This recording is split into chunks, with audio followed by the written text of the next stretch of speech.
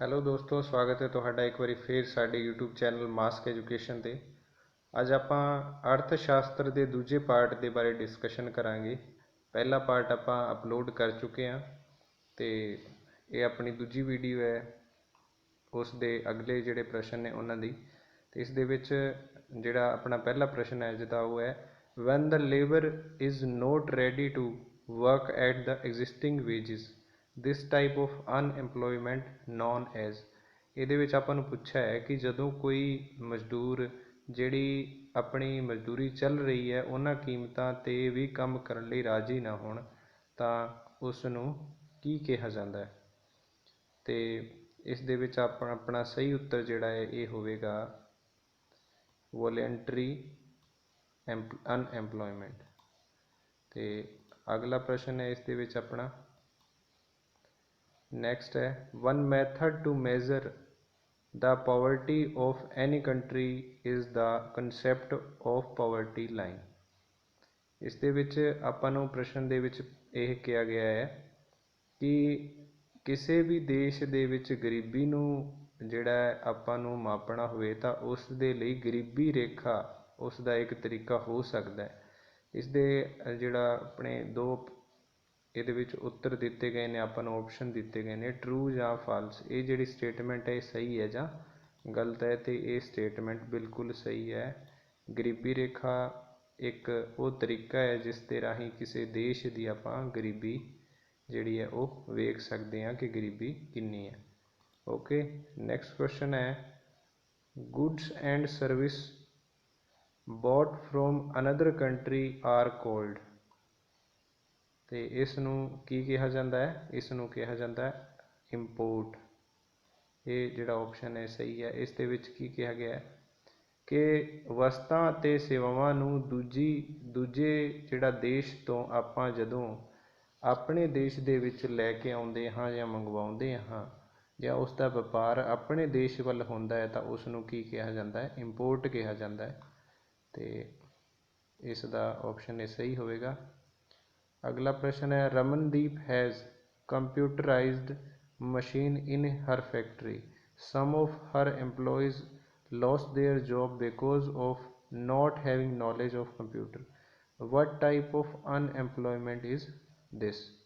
ਇਹਦੇ ਵਿੱਚ ਪੁੱਛਿਆ ਹੈ ਕਿ ਰਮਨਦੀਪ ਦੀ ਜਿਹੜੀ ਫੈਕਟਰੀ ਹੈ ਉਸ ਦੇ ਵਿੱਚ ਕੰਪਿਊਟਰ ਤੋਂ ਚੱਲਣ ਵਾਲੀਆਂ ਮਸ਼ੀਨਾਂ ਨੇ ਤੇ ਉਸ ਦੇ ਕੁਝ ਐਮਪਲੋਈਜ਼ ਨੇ, ਉਸ ਦੇ ਕੁਝ ਕਰਮਚਾਰੀ ਜਿਹੜੇ ਕੰਮ ਕਰਨ ਵਾਲੇ ਸੀ ਉਹ ਜਿਹੜੇ ਹੈ ਆਪਣੀ ਨੌਕਰੀ ਗਵਾ ਚੁੱਕੇ ਹੈ ਕਿਉਂਕਿ ਉਹਨਾਂ ਨੂੰ ਕੰਪਿਊਟਰ ਚਲਾਉਣਾ ਨਹੀਂ ਆਉਂਦਾ। ਤੇ ਇਸ ਤਰ੍ਹਾਂ ਦੀ ਜਿਹੜੀ ਬੇਰੁਜ਼ਗਾਰੀ ਹੈ ਉਸ ਨੂੰ ਕੀ ਨਾਂ ਦਿੱਤਾ ਜਾ ਸਕਦਾ ਹੈ? ਤੇ ਇਸ ਦੇ ਵਿੱਚ ਸਹੀ ਆਪਸ਼ਨ ਹੋਵੇਗਾ ਟੈਕਨੀਕਲ ਅਨਐਮਪਲੋਇਮੈਂਟ, ਕਿਉਂਕਿ ਉਹਨਾਂ ਨੂੰ ਕੰਪਿਊਟਰ ਦਾ ਗਿਆਨ ਨਹੀਂ ਤਾਂ ਕਰਕੇ ਬੇਰੁਜ਼ਗਾਰੀ ਹੋਈ ਹੈ, ਤਾਂ ਕਰਕੇ ਇਸ ਨੂੰ ਆਪਾਂ ਕਹਾਂਗੇ ਟੈਕਨੀਕਲ ਅਨਐਮਪਲੋਇਮੈਂਟ। ਤੇ ਅਗਲਾ ਪ੍ਰਸ਼ਨ ਹੈ ਅਰਥ ਸ਼ਾਸਤਰ ਦੇ ਜਿਸ ਭਾਗ ਵਿੱਚ ਸਰਕਾਰ ਦੀ ਆਮਦਨ ਅਤੇ ਖਰਚ ਸੰਬੰਧੀ ਸਮੱਸਿਆਵਾਂ ਦਾ ਅਧਿਐਨ ਕੀਤਾ ਜਾਂਦਾ ਹੈ ਉਸ ਨੂੰ ਡੈਸ਼ ਕਿਹਾ ਜਾਂਦਾ ਹੈ। ਤੇ ਇਸ ਦੇ ਵਿੱਚ ਆਪਸ਼ਨ ਆਪਾਂ ਨੂੰ ਦਿੱਤੇ ਗਏ ਨੇ। ਇਸ ਦੇ ਵਿੱਚ ਜਿਹੜਾ ਪਹਿਲਾ ਆਪਸ਼ਨ ਹੈ ਉਹ ਸਹੀ ਹੋਵੇਗਾ ਸਾਵਰਜਨਿਕ ਵਿੱਤ। ਇਹ ਜਿਹੜਾ ਹੈ ਆਪਸ਼ਨ ਹੈ ਸਹੀ ਹੋਵੇਗਾ ਸਰਵਜਨਿਕ ਵਿੱਤ। ਅਗਲਾ ਹੈ ਹੇਠ ਲਿਖਿਆਂ ਵਿੱਚੋਂ ਕਿਹੜਾ ਪ੍ਰਮੁੱਖ ਕਰ ਦੀ ਉਦਾਹਰਣ ਨਹੀਂ ਹੈ? ਇਹਦੇ ਵਿੱਚ ਆਪਾਂ ਨੂੰ ਕੀ ਲਿਖਿਆ? ਪ੍ਰਤੱਖ ਕਰ ਦੀ ਉਦਾਹਰਣ ਨਹੀਂ ਹੈ। ਤੇ ਇਸ ਦੇ ਵਿੱਚ ਆਪਾਂ ਨੂੰ ਆਪਸ਼ਨ ਦਿੱਤੇ ਗਏ ਨੇ। ਤੇ ਜਿਹੜਾ ਵਿਕਰੀ ਕਰ ਹੈ ਇਹ ਇੱਕ ਪ੍ਰਤੱਖ ਕਰ ਨਹੀਂ ਹੈ, ਤੇ ਬਾਕੀ ਆਮਦਨ ਕਰ, ਸੰਪੱਤੀ ਕਰ ਅਤੇ ਇਹ ਹੈ ਉਪਹਾਰ ਕਰ, ਇਹ ਜਿਹੜੇ ਹੈਗੇ ਨੇ ਇਹ ਪ੍ਰਤੱਖ ਕਰ ਹੈਗੇ ਨੇ। ਤੇ ਨੈਕਸਟ ਆਪਣੇ ਕੋਲ ਪ੍ਰਸ਼ਨ ਹੈ ਸਰਕਾਰ ਦੀ ਆਮਦਨ ਅਤੇ ਖਰਚਿਆਂ ਸੰਬੰਧੀ ਨੀਤੀ ਨੂੰ ਰਾਜਕੋਸ਼ੀ ਨੀਤੀ ਕਿਹਾ ਜਾਂਦਾ ਹੈ। ਕੀ ਇਹ ਸਟੇਟਮੈਂਟ ਸਹੀ ਹੈ ਜਾਂ ਗਲਤ ਹੈ? ਤੇ ਇਸ ਦੇ ਵਿੱਚ ਇਹ ਹੋਵੇਗਾ ਸਟੇਟਮੈਂਟ ਬਿਲਕੁਲ ਸਹੀ ਹੈ। ਅਗਲਾ ਪ੍ਰਸ਼ਨ ਹੈ ਆਰਥਿਕ ਵਿਕਾਸ, ਕੀਮਤ ਸਥਿਰਤਾ, ਵਟਾਂਦਰਾ ਸਥਿਰਤਾ ਅਤੇ ਪੂਰਨ ਰੁਜ਼ਗਾਰ ਅਤੇ ਆਰਥਿਕ ਸਮਾਨਤਾ ਕਿਸ ਨੀਤੀ ਦੇ ਉਦੇਸ਼ ਹਨ? ਤੇ ਇਸ ਦੇ ਵਿੱਚ ਆਪਾਂ ਨੂੰ 4 ਆਪਸ਼ਨ ਦਿੱਤੇ ਗਏ ਨੇ, ਜਿਨ੍ਹਾਂ ਦੇ ਵਿੱਚੋਂ ਹੈ ਇੱਕ ਆਪਸ਼ਨ ਮੌਦਰਿਕ ਨੀਤੀ ਤੇ ਦੂਜਾ ਰਾਜਕੋਸ਼ੀ ਨੀਤੀ, ਤੇ ਇਹ ਦੋਵੇਂ ਹੀ ਸਹੀ ਹੋਣਗੇ। ਇਸ ਦੇ ਵਿੱਚ ਇਹ ਦੋਵੇਂ ਉੱਤਰ ਹੀ ਸਹੀ ਹੋਣਗੇ ਤੇ ਆਪਸ਼ਨ ਜਿਹੜਾ ਸੀ ਹੈ ਯਾਨੀ ਉਪਰੋਕਤ ਦੋਵੇਂ, ਆਹ ਆਪਸ਼ਨ ਸਹੀ ਹੈ। ਅਗਲਾ ਪ੍ਰਸ਼ਨ ਹੈ, ਸਰਕਾਰ ਜਨਤਾ ਕੋਲੋਂ ਕਰਜ਼ਿਆਂ ਦੇ ਰੂਪ ਵਿੱਚ ਜੋ ਰਕਮ ਇਕੱਠਾ ਕਰਦੀ ਹੈ ਉਸ ਨੂੰ ਡੈਸ਼ ਕਿਹਾ ਜਾਂਦਾ ਹੈ? ਤੇ ਇਸ ਨੂੰ ਸਾਰਵਜਨਿਕ ਕਰਜ਼ੇ ਕਿਹਾ ਜਾਂਦਾ ਹੈ, ਕਿਉਂਕਿ ਸਾਰਵਜਨਿਕ ਯਾਨੀ ਕਿ ਜਨਤਾ ਕੋਲੋਂ ਇਕੱਠਾ ਕਰਦੀ ਹੈ, ਤਾਂ ਕਰਕੇ ਇਸ ਨੂੰ ਸਾਰਵਜਨਿਕ ਕਰਜ਼ੇ ਕਿਹਾ ਜਾਂਦਾ ਹੈ। ਅਗਲਾ ਪ੍ਰਸ਼ਨ ਹੈ, ਸਰਕਾਰ ਦੁਆਰਾ ਕੀਤੇ ਖਰਚਿਆਂ ਨੂੰ ਸਾਰਵਜਨਿਕ ਖਰਚੇ ਕਿਹਾ ਜਾਂਦਾ ਹੈ? ਕੀ ਇਹ ਸਟੇਟਮੈਂਟ ਠੀਕ ਹੈ ਜਾਂ ਗਲਤ ਹੈ? ਤੇ ਇਹ ਬਿਲਕੁਲ ਸਹੀ ਸਟੇਟਮੈਂਟ ਹੈ। ਅਗਲਾ ਹੈ ਪ੍ਰਸ਼ਨ ਤੁਹਾਡਾ, ਇੱਕ ਦੇਸ਼ ਦੀ ਸਰਕਾਰ ਦੇ ਹੋਰਨਾਂ ਦੇਸ਼ਾਂ ਤੋਂ 1 ਸਾਲ ਦੇ ਸਮੇਂ ਦੌਰਾਨ ਜੇ ਲੈਣਦਾਰੀ ਅਤੇ ਦੇਣਦਾਰੀ ਹੁੰਦੀ ਹੈ ਉਸ ਦੇ ਲੇਖੇ ਨੂੰ ਕੀ ਕਿਹਾ ਜਾਂਦਾ ਹੈ? ਤੇ ਇਸ ਦੇ ਵਿੱਚ ਆਪਣੇ ਜਿਹੜੇ ਆਪਸ਼ਨ ਨੇ ਇਹਨਾਂ ਦੇ ਵਿੱਚ ਹੈ ਭੁਗਤਾਨ ਸੰਤੁਲਨ। ਇਸ ਨੂੰ ਕੀ ਕਿਹਾ ਜਾਂਦਾ ਹੈ? ਭੁਗਤਾਨ ਸੰਤੁਲਨ। ਅਗਲਾ ਹੈ, ਉਹ ਵਿਦੇਸ਼ੀ ਸਹਾਇਤਾ ਜੋ ਵਿਦੇਸ਼ੀ ਸਰਕਾਰਾਂ ਅਤੇ ਸੰਸਥਾਵਾਂ ਤੋਂ ਪ੍ਰਾਪਤ ਹੁੰਦੀ ਹੈ ਅਤੇ ਜਿਸ ਨੂੰ ਵਾਪਸ ਨਹੀਂ ਕਰਨਾ ਪੈਂਦਾ ਅਤੇ ਨਾ ਹੀ ਕੋਈ ਵਿਆਜ ਦੇਣਾ ਪੈਂਦਾ ਹੈ ਨੂੰ ਡੈਸ਼ ਕਿਹਾ ਜਾਂਦਾ ਹੈ? ਤੇ ਉਸ ਨੂੰ ਕਿਹਾ ਜਾਂਦਾ ਹੈ ਵਿਦੇਸ਼ੀ ਅਨੁਦਾਨ। ਇਹ ਇੱਕ ਤਰ੍ਹਾਂ ਦੀ ਵਿਦੇਸ਼ੀ ਸਹਾਇਤਾ ਹੁੰਦੀ ਹੈ ਜਿਹਨੂੰ ਵਾਪਸ ਨਹੀਂ ਲੁਟਾਉਣਾ ਪੈਂਦਾ, ਇਹ ਹੁੰਦਾ ਹੈ ਵਿਦੇਸ਼ੀ ਅਨੁਦਾਨ ਜਾਂ ਵਿਦੇਸ਼ੀ ਸਹਾਇਤਾ। ਅਗਲਾ ਪ੍ਰਸ਼ਨ ਹੈ, ਬੈਂਕ ਦਰ ਵਿਆਜ ਦੀ ਉਹ ਦਰ ਹੈ ਜਿਸ ਤੇ ਕਿਸੇ ਦੇਸ਼ ਦਾ ਕੇਂਦਰੀ ਬੈਂਕ ਦੂਜੇ ਬੈਂਕ ਨੂੰ ਕਰਜ਼ਾ ਦੇਣ ਲਈ ਤਿਆਰ ਹੁੰਦਾ ਹੈ। ਜਿਵੇਂ ਦੋਸਤੋ ਜ਼ਮੀਂਦਾਰ ਆਪ ਦੀ ਫਸਲ ਵਾਸਤੇ, ਕਿਸਾਨ ਆਪ ਦੀ ਫਸਲ ਵਾਸਤੇ ਬੈਂਕਾਂ ਤੋਂ ਕਰਜ਼ਾ ਲੈਂਦਾ ਹੈ, ਐਵੇਂ ਹੀ ਜਿਹੜੇ ਬੈਂਕ ਹੈਗੇ ਨੇ ਆਪਣੇ ਜਿਹੜੇ ਉਹ RBI ਜਿਹੜਾ ਆਪਣਾ ਕੇਂਦਰੀ ਬੈਂਕ ਹੈ ਉਸ ਤੋਂ ਕਰਜ਼ਾ ਲੈਂਦੇ ਹੈ। ਤੇ ਇਸ ਦੇ ਬਾਰੇ ਕੁਐਸਚਨ ਆਪਾਂ ਨੂੰ ਕਿਹਾ ਗਿਆ ਹੈ ਕਿ ਜਿਸ ਦਰ ਤੇ ਬੈਂਕ RBI ਕੋਲੋਂ ਕਰਜ਼ਾ ਲੈਂਦੇ ਆ ਉਸ ਨੂੰ ਬੈਂਕ ਦਰ ਕਿਹਾ ਜਾਂਦਾ ਹੈ ਜਾਂ ਨਹੀਂ? ਤੇ ਇਹ ਬਿਲਕੁਲ ਸਹੀ ਸਟੇਟਮੈਂਟ ਹੈ, ਉਸ ਨੂੰ ਬੈਂਕ ਦਰ ਹੀ ਕਿਹਾ ਜਾਂਦਾ ਹੈ। ਅਗਲਾ ਪ੍ਰਸ਼ਨ ਹੈ, ਹਰੇਕ ਅਰਥ ਵਿਵਸਥਾ ਦੀ ਆਰਥਿਕ ਉન્નਤੀ ਨੂੰ ਡੈਸ਼ ਰਾਹੀਂ ਦਰਸਾਇਆ ਜਾਂਦਾ ਹੈ? ਤੇ ਅਰਥ ਵਿਵਸਥਾ ਦੀ ਆਰਥਿਕ ਉન્નਤੀ ਆਪਾਂ ਜਾਣਦੇ ਹਾਂ ਵਿਕਾਸ ਦਰ ਹੁੰਦੀ ਹੈ, ਵਿਕਾਸ ਦਰ ਕਿਹਾ ਜਾਂਦਾ ਹੈ। ਤੇ ਜਿਹੜਾ ਭੁਗਤਾਨ ਸੰਤੁਲਨ ਹੈ ਆਪਾਂ ਪਹਿਲਾਂ ਹੀ ਪੜ੍ਹ ਚੁੱਕੇ ਹਾਂ ਕਿ ਇਹ ਕਿਸੇ ਵੀ ਦੂਜੇ ਦੇਸ਼ ਨਾਲ ਵਪਾਰ ਦੇ ਜਿਹੜਾ ਆਪਣਾ ਵਪਾਰ ਹੁੰਦਾ ਹੈ ਉਸ ਦਾ ਜਿਹੜਾ ਵਸਤਾਂ ਦਾ ਵਪਾਰ ਹੁੰਦਾ ਹੈ ਉਸ ਦੀ ਮਤਲਬ ਲੈਣਦਾਰੀ ਅਤੇ ਦੇਣਦਾਰੀ ਵਾਸਤੇ ਜਿਹੜਾ ਵਰਡ ਯੂਜ਼ ਕੀਤਾ ਜਾਂਦਾ ਹੈ ਉਹ ਹੁੰਦਾ ਹੈ ਭੁਗਤਾਨ ਸੰਤੁਲਨ। ਅਗਲਾ ਪ੍ਰਸ਼ਨ ਹੈ, ਅਗਲਾ ਤੁਹਾਡਾ ਇਸ ਦੇ ਵਿੱਚ ਨੈਕਸਟ ਲੈਸਨ ਹੈ ਭਾਰਤੀ ਅਰਥ ਵਿਵਸਥਾ ਦੀ ਆਰਥਿਕ ਸੰਰਚਨਾ। ਇਸ ਦੇ ਵਿੱਚ ਪਹਿਲਾ ਪ੍ਰਸ਼ਨ ਹੈ, ਪੂੰਜੀ ਸਟਾਕ ਦਾ ਉਹ ਹਿੱਸਾ ਜੋ ਵੱਖ-ਵੱਖ ਪ੍ਰਕਾਰ ਦੀਆਂ ਸੇਵਾਵਾਂ ਪ੍ਰਦਾਨ ਕਰਨ ਦੀ ਦ੍ਰਿਸ਼ਟੀ ਤੋਂ ਜ਼ਰੂਰੀ ਹੈ ਨੂੰ ਕੀ ਕਿਹਾ ਜਾਂਦਾ ਹੈ? ਤੇ ਇਸ ਦੇ ਵਿੱਚ ਉੱਤਰ ਹੋਵੇਗਾ ਆਧਾਰਿਕ ਸੰਰਚਨਾ। ਇਹ ਆਪਸ਼ਨ ਇਸ ਦਾ ਸਹੀ ਹੈ। ਅਗਲਾ ਪ੍ਰਸ਼ਨ ਹੈ, ਜਿਹੜੇ ਸਾਧਨ ਇੱਕ ਥਾਂ ਤੋਂ ਦੂਜੇ ਸਥਾਨ ਤੱਕ ਲੋਕਾਂ ਅਤੇ ਵਸਤੂਆਂ ਨੂੰ ਲਿਆਉਣ ਅਤੇ ਲਿਜਾਣ ਲਈ ਵਰਤੇ ਜਾਂਦੇ ਹਨ ਨੂੰ ਡੈਸ਼ ਕਿਹਾ ਜਾਂਦਾ ਹੈ? ਤੇ ਇਹ ਤਾਂ ਬਹੁਤ ਸਿੰਪਲ ਕੁਐਸਚਨ ਹੈ ਬੱਚਿਓ, ਇਸ ਨੂੰ ਕਿਹਾ ਜਾਂਦਾ ਹੈ ਆਵਾਜਾਈ ਜਾਂ ਯਾਤਾਯਾਤ ਦੇ ਸਾਧਨ। ਤੇ ਅਗਲਾ ਪ੍ਰਸ਼ਨ ਹੈ, ਭਾਰਤੀ ਰਿਜ਼ਰਵ ਬੈਂਕ ਦੀ ਸਥਾਪਨਾ ਕਦੋਂ ਕੀਤੀ ਗਈ ਸੀ? ਭਾਰਤੀ ਰਿਜ਼ਰਵ ਬੈਂਕ ਦੀ ਸਥਾਪਨਾ ਕਦੋਂ ਕੀਤੀ ਗਈ? 1935 ਈਸਵੀ ਦੇ ਵਿੱਚ ਇਸ ਦੀ ਸਥਾਪਨਾ ਕੀਤੀ ਗਈ। ਭਾਰਤ ਵਿੱਚ ਕਿੰਨੇ ਅੰਤਰਰਾਸ਼ਟਰੀ ਹਵਾਈ ਅੱਡੇ ਹਨ? ਤੇ ਇਸ ਦੇ ਵਿੱਚ ਜਿਹੜਾ ਸਹੀ ਉੱਤਰ ਹੈ ਉਹ ਆਵੇਗਾ 131। ਇਹ ਜਿਹੜਾ ਉੱਤਰ ਹੈ ਇਹ ਬਿਲਕੁਲ ਸਹੀ ਉੱਤਰ ਹੈ। ਅਗਲਾ ਪ੍ਰਸ਼ਨ ਹੈ, ਇੰਡੀਅਨ ਏਅਰਲਾਈਨਜ਼ ਅਤੇ ਏਅਰ ਇੰਡੀਆ ਸਰਕਾਰੀ ਤੌਰ 'ਤੇ ਕਦੋਂ ਇੱਕ ਹੋਏ? ਤੇ ਇਸ ਦੇ ਵਿੱਚ ਆਪਾਂ ਨੂੰ ਜਿਹੜੀ ਡੇਟ ਦਿੱਤੀ ਗਈ ਹੈ ਇਸ ਦੇ ਵਿੱਚ ਸਹੀ ਹੋਵੇਗਾ ਉਹ ਹੈ 27 ਫਰਵਰੀ 2011 ਨੂੰ ਜਿਹੜੀ ਦੋਵੇਂ ਕੰਪਨੀਆਂ ਨੇ ਇਹ ਇੱਕ ਹੋ ਗਈ। ਹੇਠ ਲਿਖਿਆਂ ਵਿੱਚੋਂ ਕਿਹੜਾ ਸੰਚਾਰ ਦਾ ਸਾਧਨ ਨਹੀਂ ਹੈ? ਸੰਚਾਰ ਦਾ ਸਾਧਨ ਨਹੀਂ ਹੈ ਤੇ ਇਸ ਦੇ ਵਿੱਚ ਦੋਸਤੋ ਆਪਾਂ ਨੂੰ ਮੋਬਾਈਲ ਇੱਕ ਸੰਚਾਰ ਦਾ ਸਾਧਨ ਹੈ, ਅਖਬਾਰ ਵੀ ਸੰਚਾਰ ਦਾ ਸਾਧਨ ਹੈ, ਟੈਲੀਵਿਜ਼ਨ ਵੀ ਸੰਚਾਰ ਦਾ ਸਾਧਨ ਹੈ ਤੇ ਜਿਹੜਾ ਹਵਾਈ ਜਹਾਜ਼ ਹੈ ਇਹ ਇੱਕ ਯਾਤਾਯਾਤ ਦਾ ਸਾਧਨ ਹੈ ਤੇ ਇਹ ਇਸ ਦੇ ਵਿੱਚ ਗਲਤ ਉੱਤਰ ਹੈ। ਆਪਾਂ ਨੂੰ ਪੁੱਛਿਆ ਸੰਚਾਰ ਦਾ ਸਾਧਨ ਨਹੀਂ ਹੈ ਤੇ ਹਵਾਈ ਜਹਾਜ਼ ਇਸ ਦੇ ਵਿੱਚ ਆਏਗਾ। ਭਾਰਤ ਵਿੱਚ ਬਿਜਲੀ ਪੈਦਾ ਕਰਨ ਦਾ ਸਭ ਤੋਂ ਵੱਡਾ ਸਾਧਨ ਕਿਹੜਾ ਹੈ? ਤੇ ਇਸ ਦੇ ਵਿੱਚ ਆਏਗਾ ਤਾਪ ਬਿਜਲੀ। ਤਾਪ ਬਿਜਲੀ ਹੈ ਜਿਹੜਾ ਸਭ ਤੋਂ ਵੱਡਾ ਸਾਧਨ ਹੈ। ਅਗਲਾ ਹੈ, ਭਾਰਤ ਦੇ ਕਿੰਨੇ ਪ੍ਰਤੀਸ਼ਤ ਪਿੰਡਾਂ ਵਿੱਚ ਬਿਜਲੀ ਦੀ ਵਿਵਸਥਾ ਅਜੇ ਤੱਕ ਨਹੀਂ ਕੀਤੀ ਗਈ? ਤੇ ਇਸ ਦੇ ਵਿੱਚ ਦੋਸਤੋ ਆਪਾਂ ਨੂੰ ਆਪਸ਼ਨ ਦਿੱਤੇ ਗਏ ਨੇ 16% ਜਿਹੜਾ ਹੈ ਪਿੰਡਾਂ ਦੇ ਵਿੱਚ ਅਜੇ ਤੱਕ ਵੀ ਬਿਜਲੀ ਦੀ ਵਿਵਸਥਾ ਨਹੀਂ ਕੀਤੀ ਗਈ ਹੈ। ਅਗਲਾ, ਹੇਠ ਲਿਖਿਆਂ ਵਿੱਚੋਂ ਭਾਰਤ ਦੇ ਕਿਹੜੇ ਰਾਜ ਵਿੱਚ ਸਰਦੀਆਂ ਵਿੱਚ ਵਰਖਾ ਨਹੀਂ ਹੁੰਦੀ? ਤੇ ਪੰਜਾਬ, ਹਰਿਆਣਾ ਅਤੇ ਤਮਿਲਨਾਡੂ ਦੇ ਵਿੱਚ ਸਰਦੀਆਂ ਦੇ ਵਿੱਚ ਵਰਖਾ ਹੁੰਦੀ ਹੈ ਤੇ ਮੱਧ ਪ੍ਰਦੇਸ਼ ਦੇ ਵਿੱਚ ਸਰਦੀਆਂ ਵਿੱਚ ਵਰਖਾ ਨਹੀਂ ਹੁੰਦੀ। ਅਗਲਾ ਪ੍ਰਸ਼ਨ ਹੈ ਆਪਣੇ,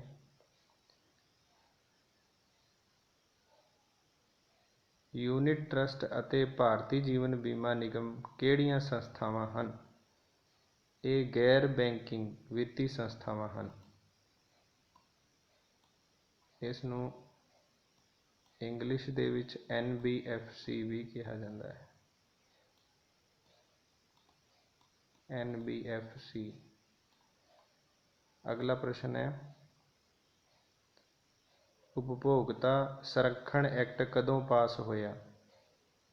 ਤੇ ਇਹ ਦੋਸਤੋ 1986 ਦੇ ਵਿੱਚ ਪਾਸ ਹੋਇਆ ਸੀ।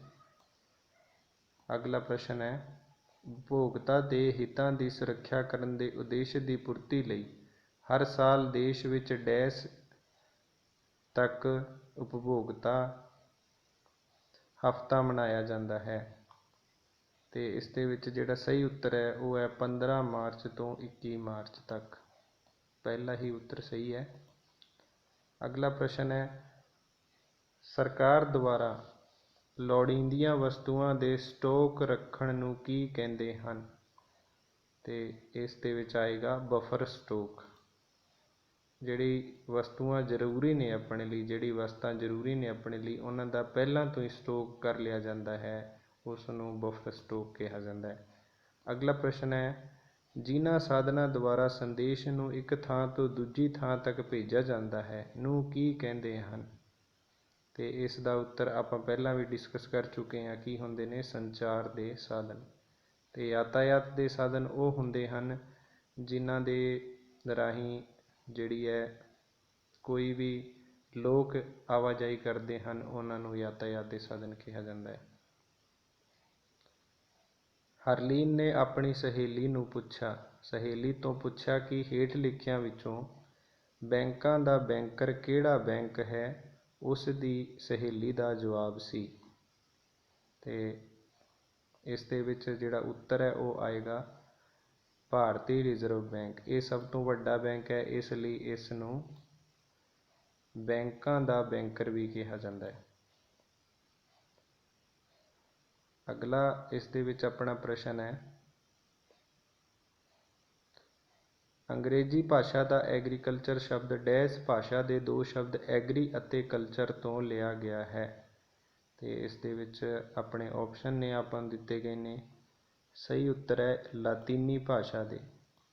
ਐਗਰੀ ਅਤੇ ਕਲਚਰ ਲਾਤੀਨੀ ਭਾਸ਼ਾ ਦੇ ਦੋ ਸ਼ਬਦਾਂ ਤੋਂ ਲਿਆ ਗਿਆ ਹੈ। ਭਾਰਤ ਦੀ ਰਾਸ਼ਟਰੀ ਆਮਦਨ ਦਾ ਲਗਭਗ ਕਿੰਨੇ ਪ੍ਰਤੀਸ਼ਤ ਹਿੱਸਾ ਖੇਤੀ ਅਤੇ ਵਣਾਂ ਆਦਿ ਮੁੱਢਲੀ ਕਿਰਿਆਵਾਂ ਤੋਂ ਪ੍ਰਾਪਤ ਹੁੰਦਾ ਹੈ? ਤੇ ਇਸ ਦੇ ਵਿੱਚ ਉੱਤਰ ਆਏਗਾ 40%। ਅਗਲਾ ਪ੍ਰਸ਼ਨ ਹੈ, ਭਾਰਤੀ ਅਰਥ-ਵਿਵਸਥਾ ਵਿੱਚ ਸਭ ਤੋਂ ਜ਼ਿਆਦਾ ਰੁਜ਼ਗਾਰ ਦੇ ਮੌਕੇ ਕਿਹੜੇ ਖੇਤਰ ਵਿੱਚ ਮਿਲਦੇ ਹਨ? ਤੇ ਸਭ ਤੋਂ ਜ਼ਿਆਦਾ ਰੁਜ਼ਗਾਰ ਦੇ ਮੌਕੇ ਨੇ ਉਹ ਖੇਤੀ ਖੇਤਰ ਦੇ ਵਿੱਚ ਮਿਲਦੇ ਹਨ। ਅਗਲਾ ਪ੍ਰਸ਼ਨ ਹੈ, ਭਾਰਤ ਦੇ ਪੁਰਾਣੇ ਤਰੀਕੇ ਭਾਰਤੀ ਖੇਤੀਬਾੜੀ ਦੀ ਕਿਸ ਤਰ੍ਹਾਂ ਦੀ ਸਮੱਸਿਆ ਹੈ? ਇਹ ਇੱਕ ਤਕਨੀਕੀ ਸਮੱਸਿਆ ਹੈ, ਕਿਉਂਕਿ ਨਈ ਜਿਹੜੀ ਟੈਕਨੋਲੋਜੀ ਹੈ ਉਹ ਨਹੀਂ ਯੂਜ਼ ਕਰਕੇ ਪੁਰਾਣੀ ਟੈਕਨੋਲੋਜੀ ਯੂਜ਼ ਕਰਦੇ ਨੇ, ਕਿਉਂਕਿ ਉਸ ਦੇ ਵਿੱਚ ਖਰਚ ਵੀ ਜ਼ਿਆਦਾ ਹੁੰਦਾ ਹੈ, ਟਾਈਮ ਵੀ ਜ਼ਿਆਦਾ ਲੱਗਦਾ ਹੈ, ਤਾਂ ਕਰਕੇ ਇੱਕ ਤਕਨੀਕੀ ਜਿਹੜੀ ਹੈ ਉਹ ਸਮੱਸਿਆ ਹੈ। ਅਗਲਾ ਬੱਚਿਓ ਜਿਹੜਾ ਪ੍ਰਸ਼ਨ ਹੈ ਉਹ ਹੈ, ਖੇਤਾਂ ਦਾ ਛੋਟਾ ਆਕਾਰ ਭਾਰਤੀ ਖੇਤੀਬਾੜੀ ਦੀ ਕਿਸ ਤਰ੍ਹਾਂ ਦੀ ਸਮੱਸਿਆ ਹੈ? ਤੇ ਇਹ ਜਿਹੜੀ ਸਮੱਸਿਆ ਹੈ ਇਸ ਦੇ ਵਿੱਚ ਸੰਸਥਾਗਤ ਸਮੱਸਿਆ, ਤੇ ਇਹ ਆਪਸ਼ਨ ਹੈ ਦੂਜਾ, ਇਹ ਸਹੀ ਹੈ। ਅਗਲਾ ਪ੍ਰਸ਼ਨ ਹੈ, ਹੇਠ ਲਿਖਿਆਂ ਵਿੱਚੋਂ ਕਿਹੜੀ ਸਮੱਸਿਆ ਮਨੁੱਖੀ ਸਮੱਸਿਆ ਹੈ? ਤੇ ਇਹ ਹੈ ਭੂਮੀ ਉੱਤੇ ਜਨਸੰਖਿਆ ਦਾ ਦਬਾਅ, ਇਹ ਇੱਕ ਮਨੁੱਖੀ ਸਮੱਸਿਆ ਹੈ। ਅਗਲਾ ਪ੍ਰਸ਼ਨ ਹੈ, ਚੱਕਬੰਦੀ ਉਹ ਕਿਰਿਆ ਹੈ ਜਿਸ ਰਾਹੀਂ ਕਿਸਾਨਾਂ ਨੂੰ ਇਸ ਗੱਲ ਤੋਂ ਮਨਾਇਆ ਜਾਂਦਾ ਹੈ ਕਿ ਉਹ ਆਪਣੇ ਇੱਧਰ ਉੱਧਰ ਬਿਖਰੇ ਹੋਏ ਖੇਤਾਂ ਦੇ ਬਦਲੇ ਵਿੱਚ ਉਸ ਦੀ ਕਿਸਮ ਅਤੇ ਕੁੱਲ ਉਤਨੇ ਹੀ ਆਕਾਰ ਦੇ ਇੱਕ ਜਾਂ ਦੋ ਖੇਤ ਲੈ ਲਵੇ। ਕੀ ਇਹ ਸਹੀ ਹੈ ਜਾਂ ਗਲਤ? ਤੇ ਸਟੇਟਮੈਂਟ ਬਿਲਕੁਲ ਸਹੀ ਹੈ। ਇਸ ਦੇ ਵਿੱਚ ਆਪਾਂ ਨੂੰ ਚੱਕਬੰਦੀ ਦੇ ਬਾਰੇ ਪੁੱਛਿਆ ਹੈ। ਅਗਲਾ ਪ੍ਰਸ਼ਨ ਹੈ, ਪੰਜਾਬ ਵਿੱਚ ਖੇਤੀ ਦੇ ਅਧੀਨ ਕੁੱਲ ਖੇਤਰਫਲ ਦੇ ਡੈਸ਼ ਭਾਗ ਵਿੱਚ ਸਿੰਚਾਈ ਦੀ ਵਿਵਸਥਾ ਹੈ? ਤੇ ਇਸ ਦੇ ਵਿੱਚ ਜਿਹੜਾ ਉੱਤਰ ਹੈ ਉਹ ਆਏਗਾ 95%, ਯਾਨੀ 95% ਹਿੱਸਾ ਹੈ ਉਸ 'ਤੇ ਖੇਤੀਬਾੜੀ ਦੀ ਵਿਵਸਥਾ ਹੈ। ਪੰਜਾਬ ਦੇ ਬਾਰੇ ਆਪਾਂ ਨੂੰ ਇਸ ਦੇ ਵਿੱਚ ਪੁੱਛਿਆ ਹੈ।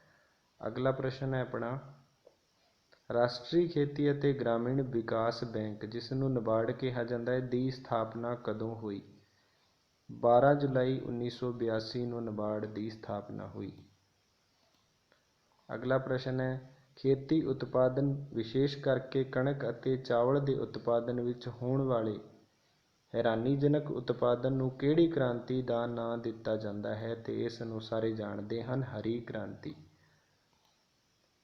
ਅਗਲਾ ਪ੍ਰਸ਼ਨ ਹੈ, ਪਹਿਲੀ 5 ਸਾਲਾ ਯੋਜਨਾ ਦਾ ਕਾਲ ਦੱਸੋ।